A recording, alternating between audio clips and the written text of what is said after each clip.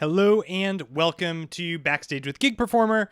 My name is Brett Pontecorvo, and we are here every Thursday at 11:30 a.m. Eastern Standard Time, chatting with professionals, amateurs, hobbyists, and all people who are using Gig Performer on a high level to power their live performances.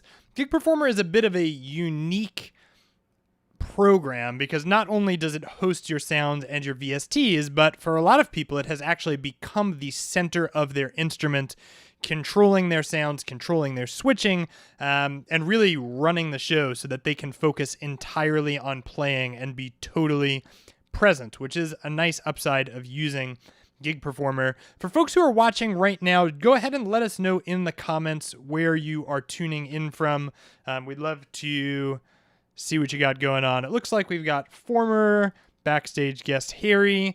Hello from Austria. Welcome. We've got Fabrizio from Italy. Thanks for being here, Fabrizio. Brian from Orlando, Florida. Thanks for coming in. We've got Ergo from London, UK. And we've got co-founder David Jameson. Thanks for being here. It's an honor to sit with you guys every week and talk through all things Gig Performer. So we have today a very special guest and a good friend of Gig Performer, Igor Paspalj, who is an amazing guitarist, amazing instrumentalist, and just honestly a ton of fun to talk to. And if you've been following our channel, you've probably seen him come on and teach about latency and various other things. But before we bring him on, a bit of an Igor Paspalj quiz. Can you let me know in the comments, what is Igor's most popular song? Every week before we get people on backstage, I'm like, oh, we need to come up with a good question for the day. And every week people are like, oh no, that's harder than the interview. It's harder than asking those questions. Which is absolutely true. So go ahead and we'll let this sit for a minute. If you know what Igor's most popular song is, do let us know in the comments. But without further ado, I want to jump into the interview because I know we've got a lot of good stuff to share for today. And for those of you who are watching, do know that if you have a question at any point, feel free to put it in the chat and we can answer it. Ergo says that every song you play is the most popular song. So I love it. Okay. Well, welcome to Backstage with Gig Performer, Igor. Thanks for being here, man. Thank you. Thanks for having me. Thanks for inviting me. And best regards to all Gig Performer team, everyone who's watching, all Desky Company team, and everybody else. Yeah. Thanks, man. It looks like somebody came in with the right answer. Full throttle. Yeah. Oh, yeah, actually, that's my friend. Hi, MIDI. I love He's from Bosnia. He's my friend from Bosnia. Also, great guitar player. Amazing. Cheers, man. Amazing. Matey, we'll have to get you set up with Gig Performer so we can get more guitarists on the Gig Performer front. Yeah, why not? I love it. Okay, so I think probably a good handful of folks know a little bit about who you are and what you do, but if somebody's coming in totally cold, Igor, who are you? What do you do? I'm a guitar player, musician. I mean, professional. I'm in music business professionally, basically all my life. Yeah. What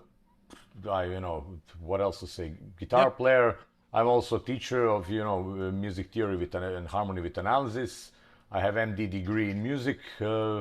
Used to work before as a teacher, in elementary, high schools, at university. All the time I was gigging, playing with a lot of bands, recording, doing studio work, doing my own stuff, doing some arrangements, theater music and stuff like that. And that's basically it. Just a musician, guitar player. Yeah. As simple as that.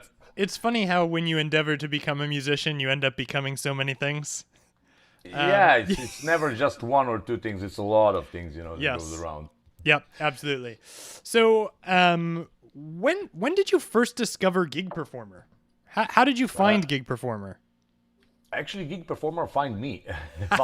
Okay. One of the co-founders, our late friend Nebojša Jogo, who was co-founder of Gig Performer. Yeah. He's also from my country. He was living in Canada, I think, for a while. already. So he contacted me. Obviously, he saw something on the internet. He contacted me with some, it was actually he was doing some lessons, like private lessons for guitar. yeah. And then, he said, are you interested in trying it out? And then he sent me a license. I was like blown away. It was like a similar to that main stage, but with a lot of option. Even in those first versions, it was already, how long it was. I think already 3 years or something for when you started. Yeah, when we actually first time when I get in touch with Nebojša. So yeah, it was already I think 4 years, like end of 2020 or beginning 2021, I think. Yep, that sounds about right. So yeah, it's come a long way even since then. But yeah, okay. So it was Nebojša. I remember the first time Nebojša told me about you. Yeah. He didn't say anything about skills or whatever. He said, "You got to meet this guy. He knows so many different modes." So many different modes. Modes. Which I thought was a very funny descriptor. Yeah. He's amazing. He knows so many different modes. I love it. Yeah. So since then, you've done a lot of stuff with us. I know you've used Gig Performer for some of your clinics. Yes. What is it that Gig Performer does that you either can't do with your other systems, or it's just so much easier to do with Gig Performer? Okay, first thing that's basically best for me. I mean, again, obviously, it can be done on different ways. But the first thing was, I was, blown away how easily can I set it up, for example, to use one plugin for one sound, and then, with a click, switch to another plugin without any audio gap, without any crackles, pops, and stuff like that, to other plugin. So because, as I'm using a lot of different guitar plugins, I like the clean from this one, but I like the drive from this one, I like the delay from the third one, and stuff like that. So that was, first that was immediately blown. Oh, amazing! I can just set up like 5 plugins, and switch them on and off, from one to another. So easy, so simple, and without some crazy hungry CPU usage or be afraid that my system is gonna crash down or something like that. So that was actually first thing. Okay. And then from that, it was a long way. What I discovered also a lot of other stuffs, which I'm not using that much, but still. Yes. Only that would be, for me, great stuff. Yes. And is that, being not a guitar player, okay, is that something that's challenging? Like, if you're using a bunch of pedals, is switching between all of those tones more challenging to do if you're using a lot of pedals, or how does that all work? Is it easier to do it if you're just switching from, several different VSTs than if you were turning pedals on and off? Yes, actually, I mean, I'm, on every sound, I also leave the options to even switch the pedals on and off. Usually effects. I see. I like set up one reverb, 2 delays or something. So if I have great sound, I will also set up second delay for some more ambient sound or stuff like that. Gotcha. So I'm assuming that would require more than one button press to do if you were using just pedal board. Exactly. Yes, yeah. Definitely more than one button press. Sometimes even some step dance, yeah, but not too much. I always try to keep it more simple. When I've been playing some virtuoso stuff live, it's there's a lot of demand, so you don't have really time to think too much about change preset, change delay. So yeah, so that's another thing actually. With this lately, what I discovered, that basically I can automate preset changes in Gig Performer, which is amazing. Yep. And I was, I did a lot of these few clinics with Gig Performer, but still I was using, I can show it to our viewers. I was using this little MIDI captain, for manual preset change. But again, it's great that you can literally automate preset change, automate any block change on and off, everything. So basically, if you have enough time, if you're doing that too often, you can automate it, everything. So you literally forget about the controller. You just play your song in the player in Gig Performer and just play, and everything is going to be spot on. So that's amazing. Yeah. Still haven't done that. I was a little bit lazy, and Well, it almost sounds like, okay, well, just for some context for people, I'm going to share your screen. Can you show us how how the button pressing and Rackspace switching works? Sure. I will should put the camera down, okay? Yeah, sure. Yeah, and then we can see. Yeah, so let's see. So basically how I have it set it up. First, I have to say that basically, again, I'm trying to keep it simple live. So this template or my rig is based on a rig that comes what's the name? The guitar, the already Guitar you with get Master Gig Performer- Effects. Exactly. So you get a template immediately, guitar with Master Effects, and it's literally like this, without these added Neural DSP and S-Gear plugins. Yep. So guitar with Master Effects use the Overloud THU plugin, Yep. and I set it up like this. So I have basically five rec spaces here Okay. for now. Yep. You see, everything is so simple. Okay. And then I have here, because you can see now on, for example, on, just give me 1 second. Yep. On this, you see here I have on upper row have these control changes for pedals, delay, Aha. reverb, you see, and Yes. chorus. Got it. So it's perfect. It's very simple. You basically, it's like a pedal board with and still, because I keep changing these little. Just a second. Yep. I keep changing these rec spaces with plugins that I need from time to time. I still haven't set it up more preset changes to go to these S-Gear and Neural DSP. But basically, yeah, that's it. And I have to say, my basically 3 favorite plugins I'm using all the time would be THU, which comes, does it Lite comes included, or I'm not sure, I have a full version? Yes, there's a Lite version that comes included, and they are our partners as well. So if you want the full version and you are a Gig Performer license holder, or if you're a THU user and you want Gig Performer, we do a mutual 10%. Okay, yeah. I mean, I have a full version, so I wasn't sure what comes with. Gotcha. So I basically THU immediately for guitar players, and this is not endorsed by any of these. Yeah. I will have to say, it's just really my personal preferences. Immediately, I'm using in Gig Performer THU Overloud. I'm using amazing Scoofam amps as gear from our friend Mike Scoofam, and I'm using some Neural DSP plugins. Again, there's a lot of there's a Tonics from IK Multimedia I'm using also sometimes. There's what else? I'm not sure. Yeah, that would be. I mean, yeah, they're just if I too did many a of quick them. Google search, it would be hundreds of pages long. But it sounds like Scoofam, THU, and was there a third one? Neural DSP, yes. Neural DSP. Yep. Yes. Seem to be your go-to. Well, that's awesome. So I just want to, for folks who maybe don't know, those program change messages coming out of the MIDI captain, is that by default? Like MIDI captain sends program change messages, or you have to set that up? Actually, I didn't even have to set it up. So Okay, basically, yeah. it was literally when you turn on the MIDI captain, immediately you have these five rec spaces. And then I assign these basically pedal on off control changes, or whatever you called messages. Yep. I set it up in Gig Performer, and it was super simple as going to just by default the rack spaces, right? Your program changes will respond. Yes, yes, exactly. So yes, it's super powerful. The other thing with this is, like, for guitar players, I guess this probably ranges a lot depending on what style it is that you're using, but on a typical evening for you, how many guitar sounds do you use at like a typical You mean gig? live? Like Yeah, total guitar sounds in one evening. Yeah, no, basically when I'm playing my own, not more than 4 to 5, with few, I mean, if we're talking 4 or 5 basic sounds, with few variations as, basically same sound with phaser on off, or a few effects, different effects, or wow on off. But basically core sounds literally a clean, drive, rhythm, distortion, and lead sound. Literally, that's it. So very kind of old school, very old school. Yeah. So would you say those are the like primary sounds that you use, like just across the board? Every guitar player is going to use those sounds. Okay. Yeah, exactly. So what is your preference for creating each one of those? Can we look at them a little bit in Gig Performer and talk through those sounds and which VSTs you're using to create them? Actually, again, these 3 comes immediately with this template. I just edited a little bit. So basically, that's that's a THU. As you can see, it's a THU.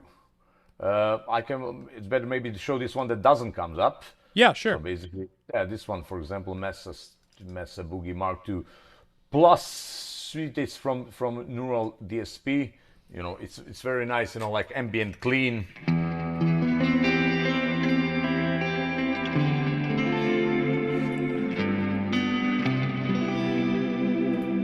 ambient kind of sound, Yes. for example. And then I have, for this one, I just have one variation with the, you know, with the chorus. Yep. And then, for example, there's a rhythm.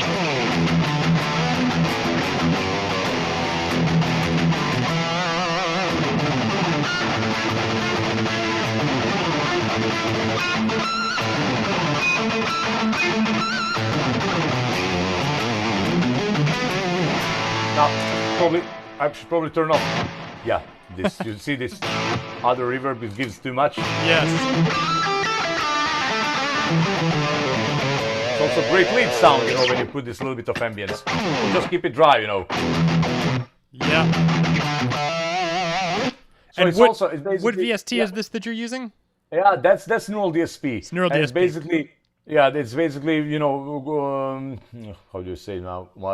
It's basically Mesa Boogie Mark II C Plus amp. Gotcha. And also, and then again, one of our definitely favorite ones, you know, it's S Gear, you know, S Gear for my Scoofam amps, Yep. which is, you know.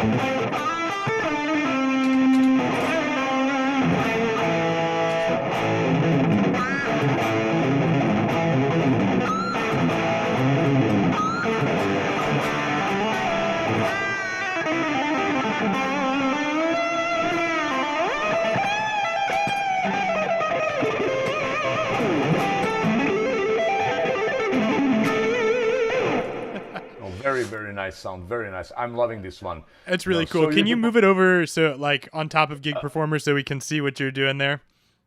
Which one? The S Gear? Yeah. Perfect. Okay, so basically- I have to say, Igor, you made a video for us about dealing with latency and kind of the science very behind it. recently. Yeah, and we, go through the comments. One of our favorite comments on that video was latency doesn't affect Igor because he plays faster than the latency. No, but no, really, that thing with latency is yeah, it's a funny comment, yeah, but I mean, you know, thing with latency is, you know, I just wish people understand it's really not an issue, you know, and it's mostly in their heads, you know, it's mostly in just Yes. that. So it's really not an issue. You cannot really, people, you cannot feel if everything now again, if everything is properly set it up, you cannot feel latency for sure. Yeah.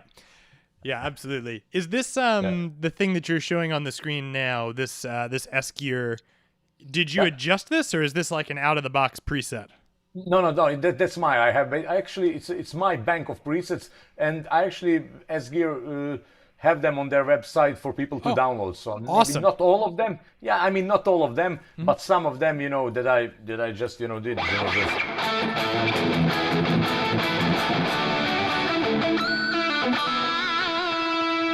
A second.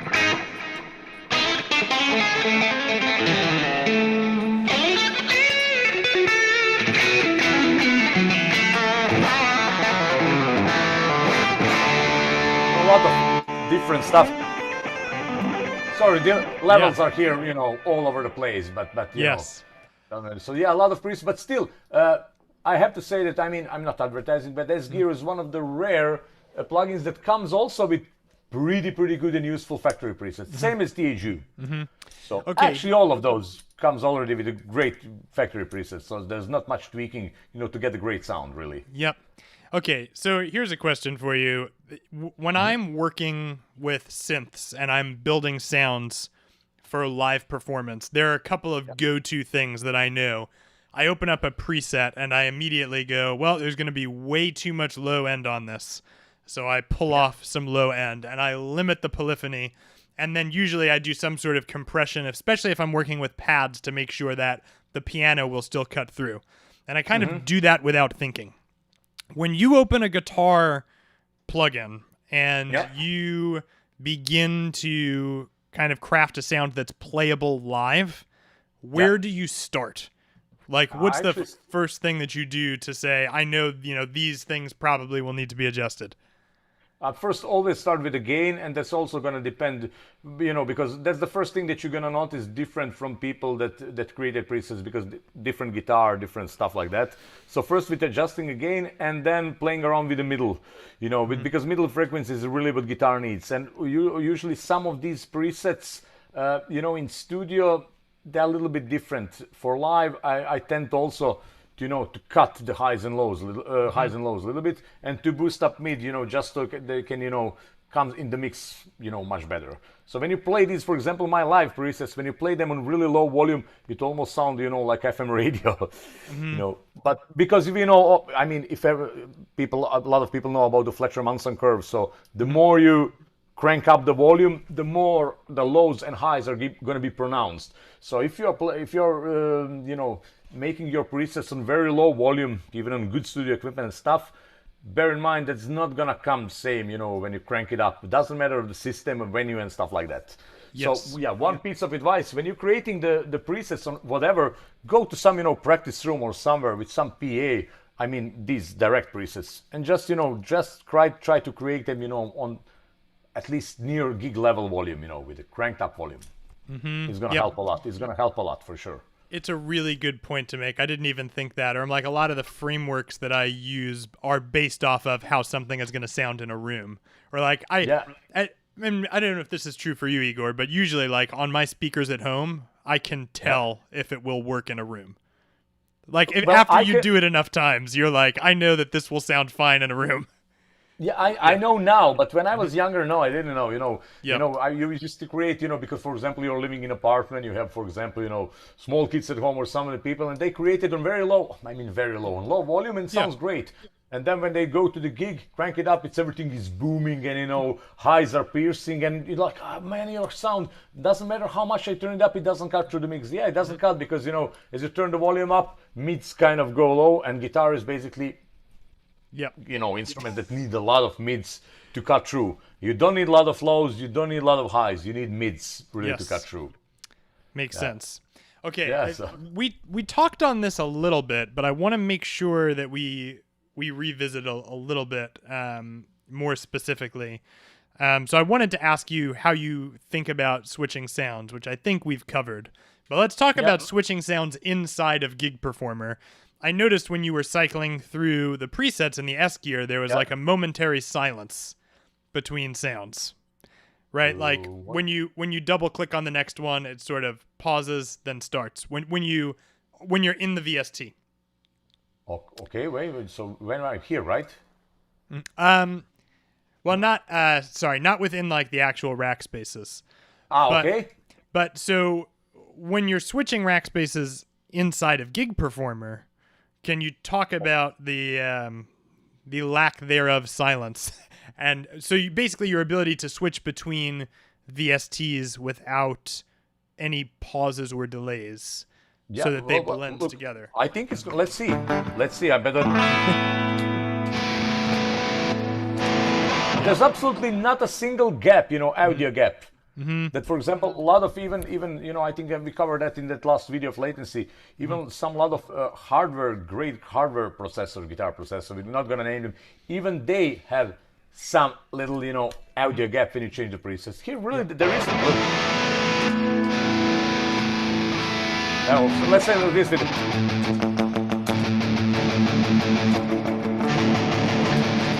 No matter how fast you do it, you see. Yes. It's just there's no clicks, pops, there's nothing. There's literally, it's great. It's just great, Like analog gear, like analog, pedal that you're, switching on and off in amp. It's interesting that you said like analog gear, because that it functions and works as if it was I'm using the word real, as if it was hardware, as if it was there. Can you double click on one of the Rackspace titles so we can just show the audio tail setting? Wait, you mean what mean Rackspace? Like, just double click on like the word neural DSP Mesa. Okay. So that it opens up the settings window. You know what I mean? Like, like there this, you go. Right? Okay. So you were touching on this, but not necessarily mentioning it. So if you had a patch with a ton of reverb and you switched to another patch, it would slowly fade out over 2.5 seconds. So you Okay, have yes. the ability to adjust that. Yes, exactly. To be honest, I haven't touched it, but I know, Yeah. I know obviously for that option, yeah. Right. Well, and I'm like 2.5 seconds from what I understand of guitar. If you have a reverb that's longer than 2.5 seconds, it's probably a very specialized reverb. Exactly, yes, more like ambient stuff, yeah. Yeah. But at least this is in there, so you can have that Yeah, I and know, yeah, you can just adjust it. adjust it in more detail. Okay. So let's talk a little bit about, the concept of, there is no perfect preset. There is no perfect piece of gear. How is Well, it no, that absolutely, yeah. how is it that we, or at least as guitar players, how much of your sound is coming from the presets and the VSTs that you're using, and how much is coming from your technique and your playing, the way you're handling the strings, the pick, etc.? Like, what is the Yeah, balance between, the sound I guess processing I and the know. playing? It's a very old question, very old topic, and I think everybody pretty much agrees that a lot of the sound comes from the fingers. But it's not only, it's not only the sound. I mean, it's all these things together combined. Basically, how you do your vibrato, how do you, how do you pick string, with which angle, which pick thickness you use, everything, how do you play, basically your phrases also make your sound, your musical language. So you have again a lot of these stories when guys like famous guitarists like Nuno Bettencourt, or I don't know who, Neil Schon, took Edward Van Halen rig, and they're expecting to sound like that Edward Van Halen. They don't sound like, they sound like them. And same, Eddie took somebody completely out of a different rig and still sounds like Eddie Van Halen. So I think that when people have different, they think somebody's sound, it's not just sound of the guitar.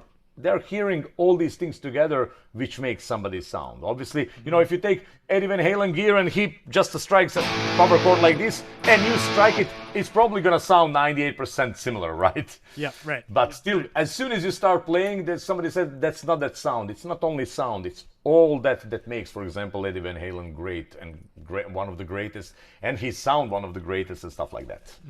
Yep, absolutely. So it's definitely, to answer your question, it's definitely, I think, I cannot say one percentage, but definitely sound is also in the fingers. But still, you need to have a decent equipment for that sound to come out to the audience, I guess. Yep, absolutely. We have a question coming in from Maurizio Iosa. Do you think that with Gig Performer, the use of plugin for guitarists gives more possibilities to have different sounds than with hardware solutions, Kemper, Line 6, Fractal, without sacrificing performance? Well, I guess you have, if not more possibilities, definitely same possibilities, if not more. But I guess you have, yes. Now we are now talking about that, that stuff that still a lot of people are kind of reluctant to bring, especially guitar players who are a little bit more, let's say traditional. A lot of people, a little bit reluctant to bring laptop with a sound card on stage, right? Let's face it, a lot of people still are. It's like, it's going to be unreliable. I would rather take my, rack with something like this, which is it's basically the same thing. Both can fail. Right. If there's going to fail, hardware unit, it's also like a computer. It can also fail.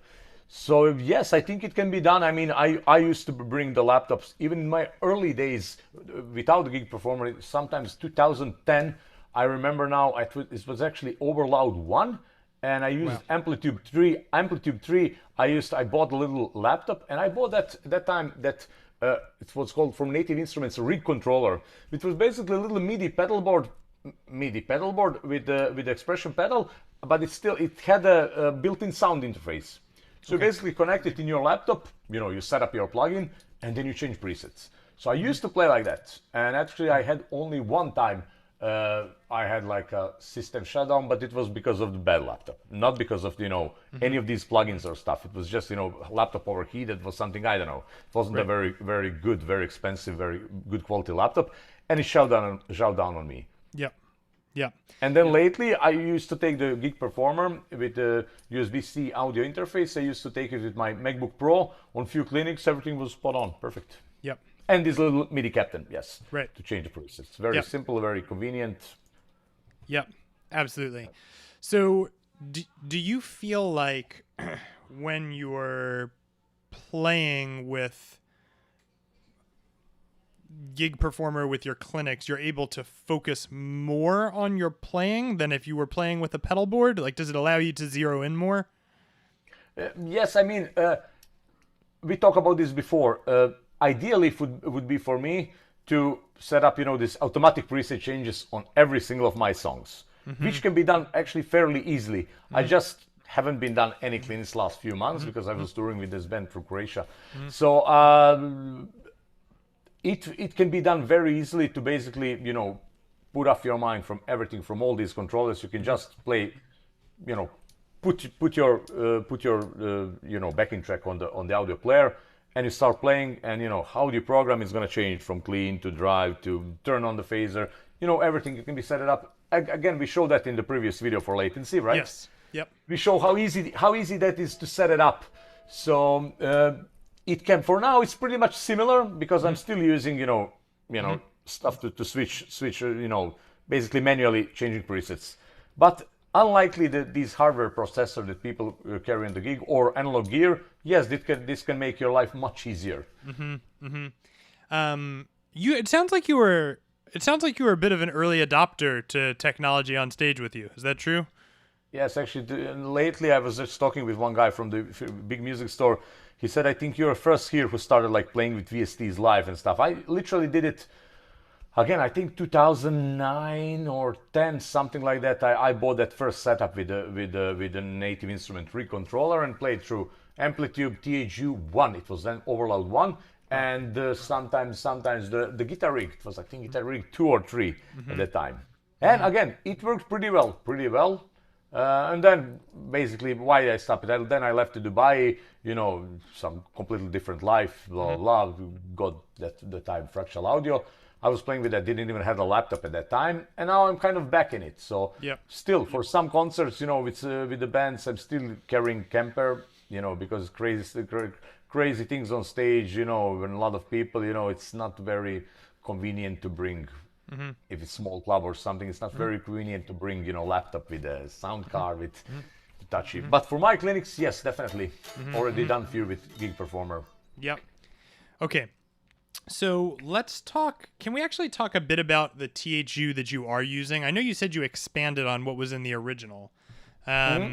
What did you expand it to? No, I didn't expand it. I just edited those presets. Literally edited, like a middle, little bit gain and stuff. Summer ad, for example, added here on this lead, which comes pretty much stock. I added a phaser here.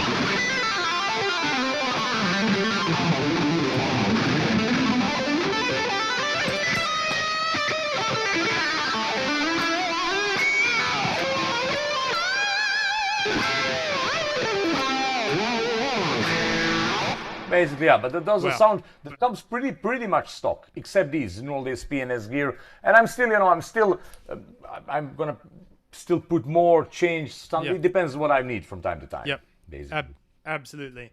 When you're playing, do you typically have a set list, or are you calling songs as you feel throughout the evening?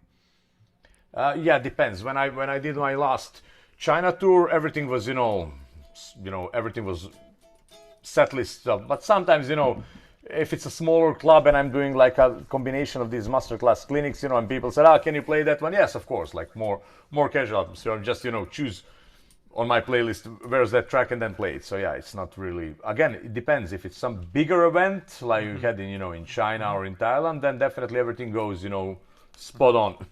Yep, as planned. It looks like we have another question coming in from Ergo. Would it be possible for you to go over how you have your global rack set up? Again, global rack is exactly the same as a template. Look. Okay. Right. So can you pop into the wiring view? Huh? Can you do the wiring view of the global? What do you mean? To the left of the globe, where it says wiring. Okay. Yeah. Okay. So, so there's a streaming audio player, connected also. Yes, I think I changed that for the purpose of that previous video. Yes, got it. So, Ergo, just so you have kind of some context here. Yeah, for sure. Here's it. Your guitar's coming in through channel 1, and you have a gain control right there, which you were talking about how gain is the first stop, right? That's the first thing that you adjust. And then it's going back to the local rack spaces so you can process it. And that would be on your individual amps that you have. And then it's actually receiving back to the global rack space for that volume swells. So you have if you have an expression volume pedal, yes. Expression pedal connected, yes. You can just do volume swells. Yeah, that's one thing I forgot. So I couldn't hear. It's on my table, so it's very crowded. Yeah. I always keep my expression pedal just for some volume, because some backing tracks are not exactly not volume level, but different kind of style. They're a little bit more aggressive. There are some laid back, so I'm always using live also volume pedal. When it starts, I can just level it up with the backing track. Easier with my foot than going to some audio player with hand on laptop or stuff like that. Definitely, yeah. Absolutely. And this wiring essentially what you get when you open the guitar with Master Effects template that comes with Gig Performer featuring THU. So if you're enjoying the THU sounds that Igor is playing, get Gig Performer and open the template, and there they are, ready to go. And for example, for everybody who thinks it's complex to set up, for example, you have everything set it up here. Now, for example, you have your favorite plugin. You don't need these ones. You just add here, let's say, new Rackspace. Call it, for example, I don't know, Marshall. You have your favorite plugin with Marshall. You just go here. No, sorry. Actually, there's the easier way. If somebody doesn't know how to do it, look. You just take, for example, one of these that are already preset here. You just put, for example, duplicate Rackspace and just change go here to plugin on wiring and just replace plugin. If that's, for example, somebody that want to put their, and for example, put your, for example, let's say, Pliny X. And you have your Pliny X here.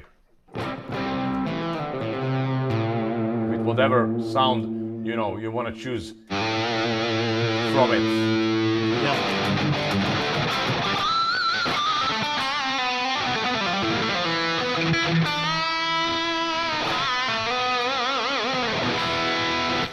So it's simple as that. And you add is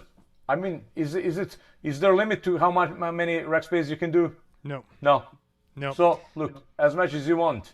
Add another one. Just change change back your amp and stuff like that. So it's very simple actually to set it up, even if you're not, computer geek or something like that. Yeah. It sounds like, in listening to you talk, Igor, not much is actually needed to have a really powerful, successful guitar performance.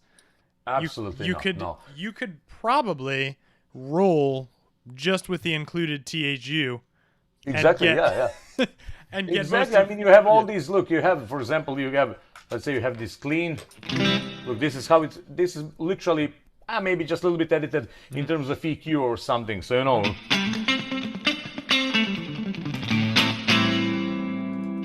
chorus, this all comes here.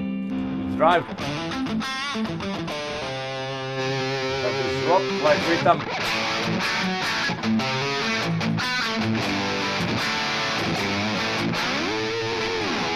Lead here.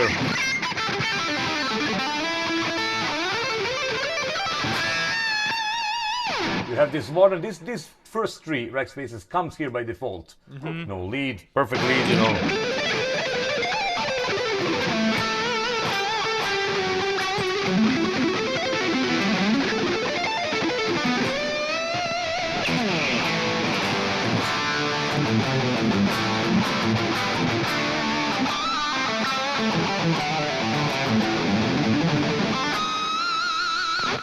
Basically, you have already great sounds in this template. You don't even have to touch anything, and you get these sounds included with Gig Performer. So yeah. Yep.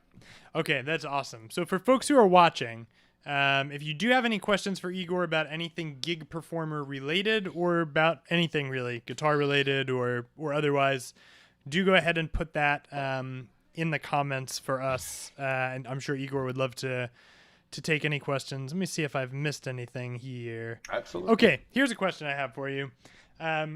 When you're preparing for a show or for wherever, where does your process start? Is it music first and then you build sounds to support that? Is it sounds first that inspires the music?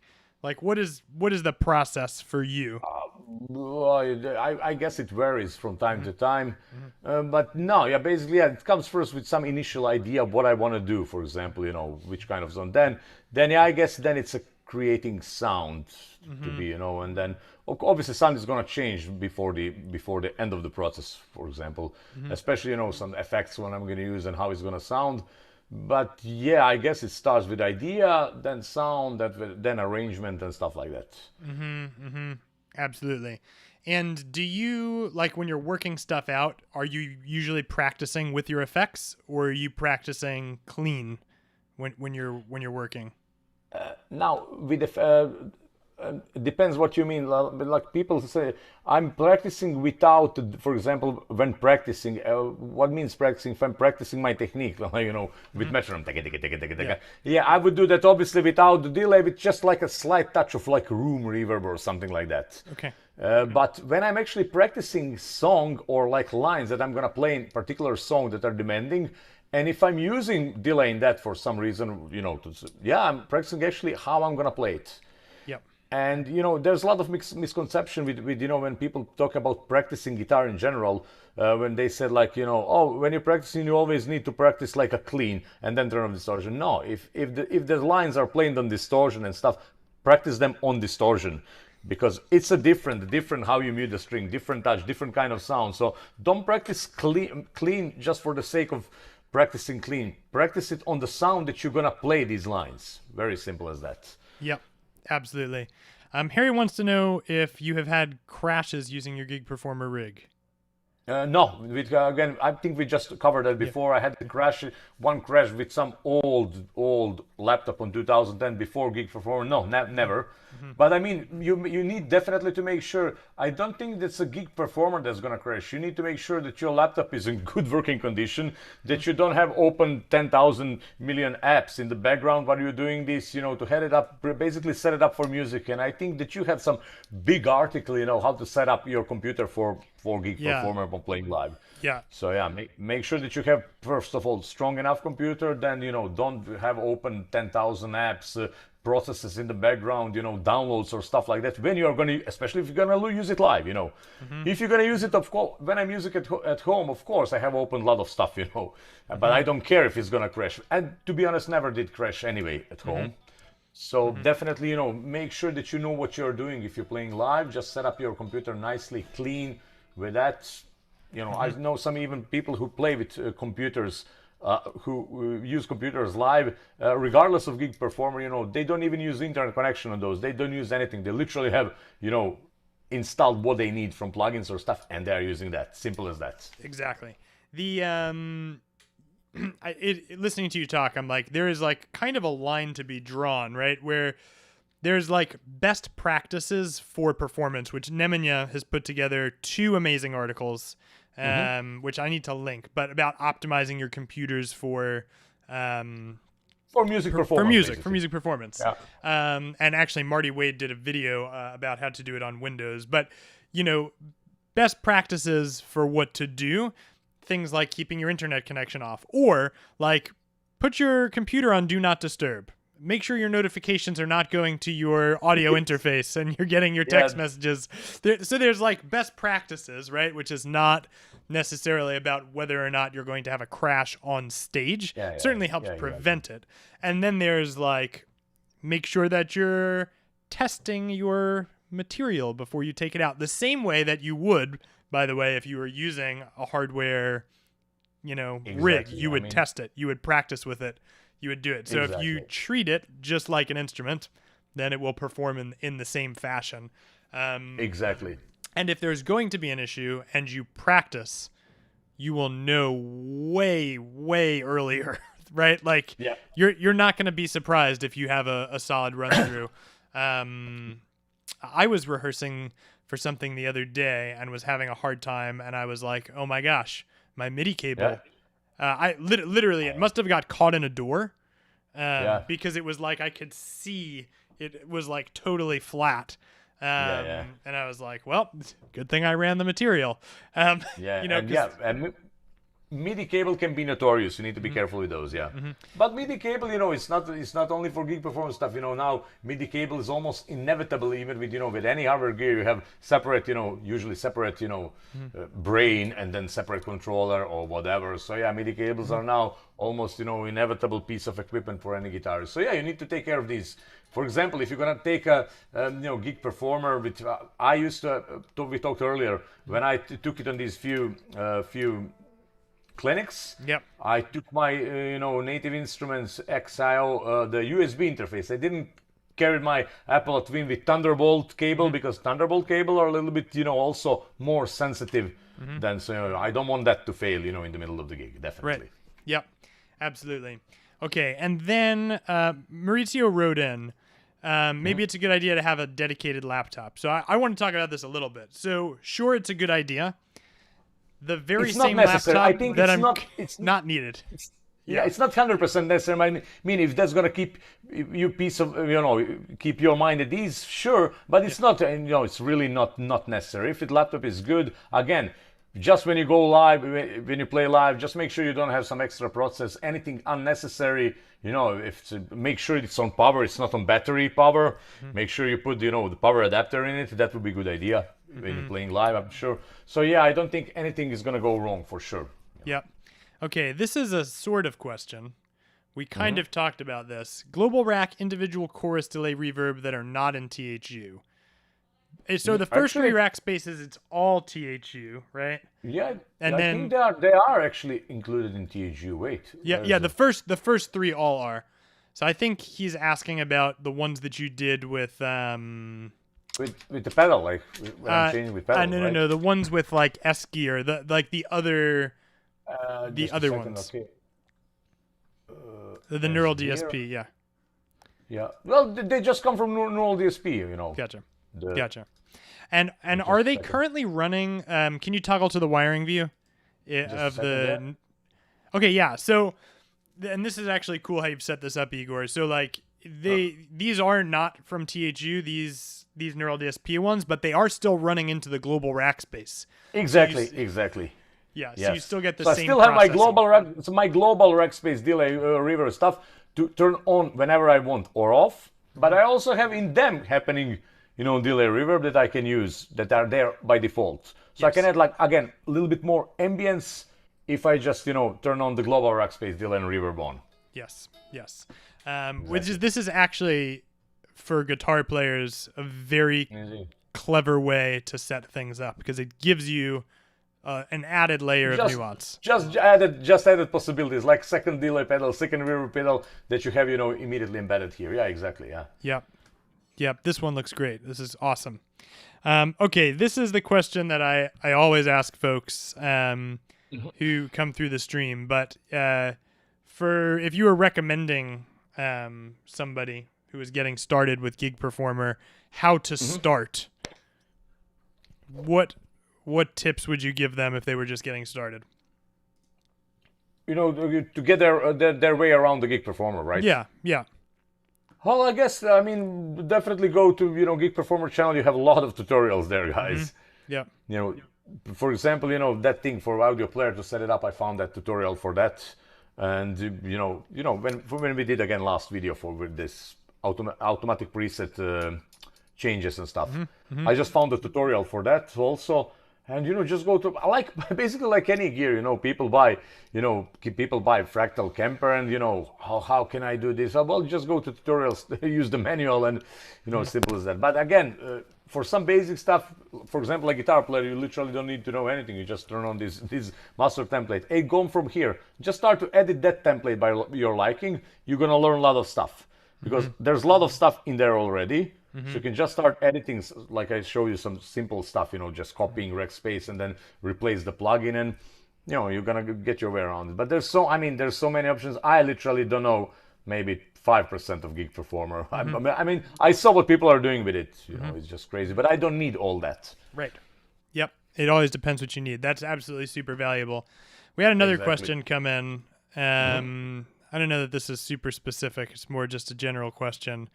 Is a single Mac enough to handle two independent musicians in one room? Yes.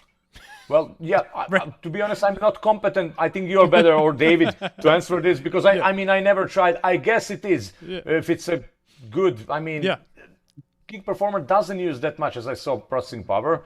Now, Mm-hmm. it depends again how much plugin are you going to have running, probably, and everything. Mm-hmm. But if you say yes, yeah, I believe you. I Yeah, think so, I'm gonna probably. bring David in. David just David, asked if he yeah. wants to come in, but I would say yes. All right, welcome, David.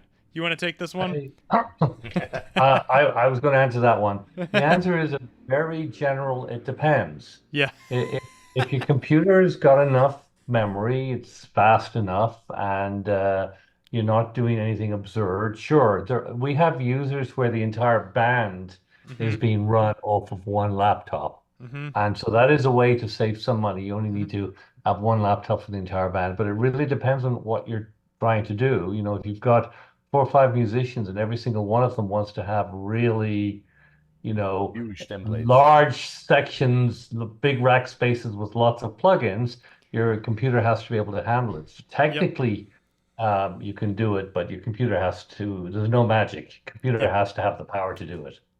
Exactly. Yep. Absolutely. Simple as that, yeah. Yep. Thanks for that, David. I appreciate it. All right, Igor. Welcome. For folks who want to learn more about you, get in touch with you, interact with your content and your stuff, where do they go? How do they go about doing that? Well, the YouTube channel, Facebook page, or Facebook profile page is better. Facebook page, Instagram profile, maybe TikTok. I just have to say, that I'm not, I just don't have time because I'm managing everything by myself and I'm super busy. And lately, luckily I have a lot of followers and stuff and questions. So any questions, I would just, ask people to please ask them either on Instagram or Facebook, because on YouTube I just don't reply on questions, on comments. I just don't have time. It's so many of them. I would literally, need to either hire a person, which I don't want to do, or to lose all day just replying to comments. So I just don't reply. And I already put few times on this, how do you call on YouTube, these like announcements or something, status. Please, sorry guys, it's just I don't want to answer any questions because I just don't have time. Yep. So I'm, or TikTok, just please, any questions, I literally answer all of them, either on Facebook page, in comments, or in messages, or on Instagram, direct messages or in comments. So please just go there. And if any questions or anything else, that's it basically. Yeah, awesome. Well, thanks so much for being with us, Igor. I really appreciate it. Thank you for having me. It was a great chat. Yeah, man, it's awesome. All right, folks, thank you so much for being here. We will be back next week with Christian from DDMF, whose letters I always say backwards, but I got it right this time. So check our sources, and we'll see you then. Thanks, guys, for being here. Thank you, Igor. Thank you, everybody, for watching. See ya.